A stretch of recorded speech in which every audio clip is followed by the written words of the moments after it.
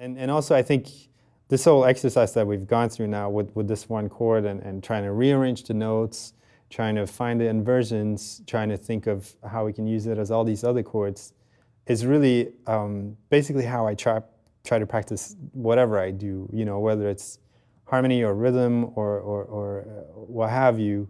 Basically, the method for me is always to try and kind of whittle it down to something really small and really specific, so that I know exactly what I'm working on.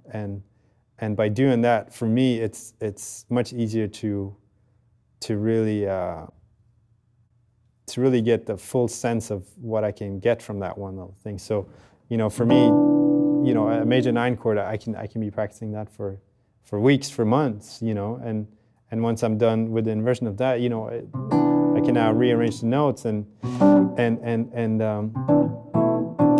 now the inversions are going to be different. Everything's going to be different, even though it's the same exact set of notes. So, this kind of stuff can keep you going forever. And even, I think one of the main things is also to try and just do it.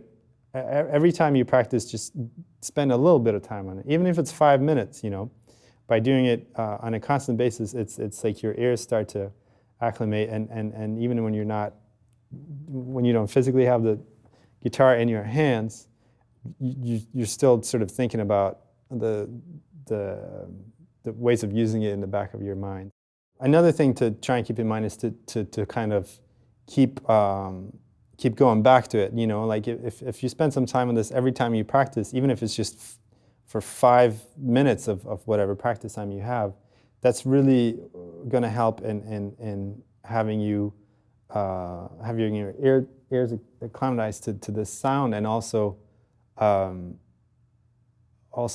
it'll be like something that you're constantly thinking about, even if you don't physically have the guitar, in your hands, and you're practicing. Even if you're just walking around, you're still kind of thinking of these chord relationships in the back of your head.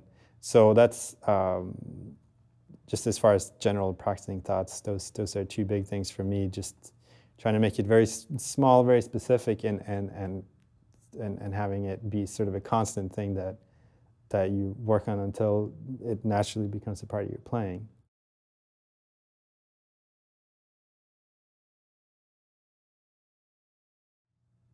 So what you really want to do is to try and get, you sort of collect more and more of these, so that the way you choose to express the harmony, the types of chords and the intervallic structures really, have a big effect on the way the harmony feels and the sound of the whole thing. And so, you're really sort of specific with the kind of character you give a tune, or when you're accompanying someone, you try to really be complementary, with your voicings in terms of how you think it sort of hooks up with their vocabulary and their playing.